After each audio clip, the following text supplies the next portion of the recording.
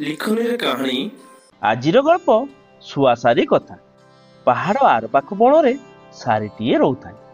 ଦିନେ ଗୋଟିଏ ଶୁଆ ଉଡ଼ି ଉଡ଼ି ଆସି ସେଠାରେ ପହଞ୍ଚିଲା। ସାରି ତାକୁ ପାଖରେ ବସାଇଲା।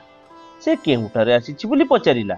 ଶୁଆ କହିଲା, ଜାଣିଲୁ ସାରି, ମୁଁ ଗୋଟିଏ ଡାହାଣୀ ବୁଢ଼ୀ କବଳରୁ ଖସି ଆସିଛି। ସାରି ପଚାରିଲା, କେମିତି? ଶୁଆ କହିଲା, ବହୁତ ଦୂରରେ ବଣଟିଏ ଅଛି। ଦିନେ ଗୋଟିଏ ସୁନ୍ଦର ଝିଅ ବାଟ ଭୁଲି ଆସି ସେଠି ପହଞ୍ଚିଗଲା। ବହୁତ ଚେଷ୍ଟା କଲା, ହେଲେ ସେ ବଣରୁ ବାହାରକୁ ଯାଇପାରିଲା ନାହିଁ। ସେ କାନ୍ଦି ପକାଇଲା। ଏତିକି ବେଳେ ଗୋଟିଏ ସୁନ୍ଦର ଧଳାପାରା ଝିଅ ହାତରେ ବସି ପଡ଼ିଲା। ସେ ପାଟିରେ ଗୋଟିଏ ଚାବି ଧରିଥିଲା। ଧଳାପାରା ଝିଅକୁ ଗୋଟିଏ ଗଛ ପାଖକୁ ଯାଇ ଚାବି ଲଗାଇବା ପାଇଁ କହିଲା। ଝିଅଟି ସେହିପରି କଲା। ଯେମିତି ସେ ଗଛରେ ଚାବି ଲଗାଇଲା, ସେମିତି କବାଟ ଖୋଲିଗଲା। ଗଛ ଭିତରେ ଗୋଟିଏ କୋଠରୀ ଥିଲା। ସେଠାରେ ଭଲ ଭଲ ଖାଇବା ଜିନିଷ ଥିଲା। ସୁନ୍ଦର ଖଟଟିଏ ପଡ଼ିଥିଲା। ଝିଅଟି ପାଇଁ ବହୁତ ଭଲ ଭଲ ଡ୍ରେସ୍ ବି ଥିଲା। ଝିଅଟି ସେଇଠି ରହିଲା। ବେଳେ ବେଳେ ସେ ବାହାରକୁ ଆସେ। ଧଳାପାରା ବି ଆସେ। ଝିଅଟି ଧଳାପାରା ସହ ଖେଳେ। ଅନେକ ଦିନ ବିତିଗଲା। ଦିନେ ଧଳାପାରା କହିଲା, ମୋର ଗୋଟିଏ କାମ କରିଦେବ? ଝିଅଟି ଖୁସିରେ ରାଜି ହେଲା।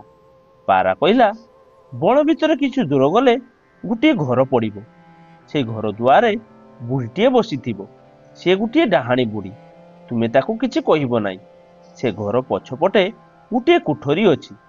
ସେଇଠି ଅନେକ ଧନରତ୍ନ ଅଛି।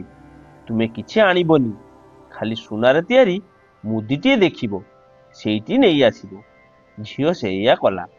ବୁଢ଼ୀ ଝିଅକୁ ଦେଖି ପାଟି କଲା, ଡରାଇବାକୁ ଚେଷ୍ଟା କଲା। ଝିଅଟି ଡରିଲା ନାହିଁ। ତା ପ୍ରିୟ ଧଳାପାରା କଥା ମାନିଲା। ପଛ କୋଠରୀକୁ ଗଲା। ବହୁତ ଖୋଜିଲା।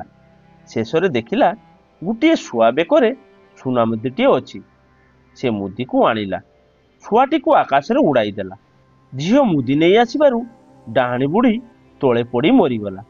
ଝିଅଟି ସୁନା ମୁଦି ଧରି ଗଛ ପାଖକୁ ଆସିଲା। ସେଠି ଦେଖିଲା ଧଳାପାରା ନାହିଁ। ଜଣେ ରାଜକୁମାର ସେଇଠି ଠିଆ ହୋଇଛନ୍ତି। ସେ ଝିଅକୁ କହିଲେ, ସେଇ ଡାହାଣୀ ବୁଢ଼ୀ ମୋତେ ଯାଦୁ ବଳରେ ପାରା ଆଉ ମୋ ସୈନ୍ୟ ଘୋଡ଼ାମାନଙ୍କୁ ଗଛ କରିଦେଇଥିଲା।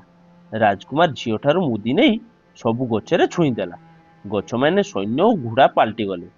ରାଜକୁମାର ଝିଅଟିକୁ ନିଜ ରାଜ୍ୟକୁ ନେଇଗଲେ। ନିଜ ରାଣୀ କରି ରଖିଲେ। ଶୁଆ କହିଲା, ଜାଣିଲୁ ସାରି, ଡାହାଣୀ ବୁଢ଼ୀ ମୋତେ ବି ବନ୍ଦୀ କରି ରଖିଥିଲା। ସେଇ ଝିଅଟି ପାଇଁ ମୁଁ ରକ୍ଷା ପାଇଗଲି। ଲେଖନୀରେ କାହାଣୀ ଗଳ୍ପଟି ଆପଣମାନଙ୍କୁ ଭଲ ଲାଗିଥିଲେ ଭିଡ଼ିଓଟିକୁ ଲାଇକ୍ କରିଦିଅନ୍ତୁ, ସେୟାର କରିଦିଅନ୍ତୁ ଏବଂ ଗଳ୍ପଟି ଭଲ ଲାଗିଥିଲେ କିମ୍ବା ଖରାପ ଲାଗିଥିଲେ ଆପଣମାନେ କମେଣ୍ଟ ଦ୍ୱାରା ଆମକୁ ଜଣାନ୍ତୁ। ଆପଣମାନଙ୍କର କମେଣ୍ଟ ଆମ ପାଇଁ ବହୁତ ଗୁରୁତ୍ୱପୂର୍ଣ୍ଣ।